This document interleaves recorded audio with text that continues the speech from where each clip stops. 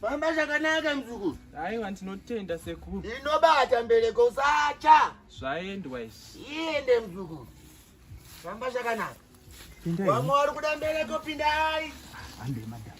Hazvedu zvinoti. Varume ngavasare panze. Varume ngavasare panze. Kotogosara sei hanti ndini. Murume ndiye unotakura nhumbe. Handii ndinoitisa kase. Aiwa. Chakudanai kana ndakukudai muno. Eya mzukuru. Makadii sekuru. Toti kunobviwa mzukuru. Kwakarema sekuru. Yaramba mbereko. Yaramba sekuru. Aiwa usacha mzukuru, usacha mzukuru. Shuwa ere. Inde mzukuru.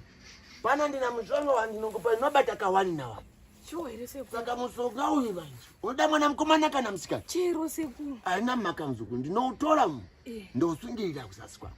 Alright. Ndasa kuzasi kwako unoda kutsindirwa manje. Oh. Saka idandi kuite sei mzukuru? Mzukuru. Rara yako hapa mzukuru. Ndo pateswa mbede uyu. Rara mzukuru. Izvezvi. Tatoza mushonga tototsindira izvezvi mzukuru. Kwandikwanise kutsindira. Unoda mbishi kana kuti unoda yakaipa mzukuru? Rara mzukuru, rara. Rara.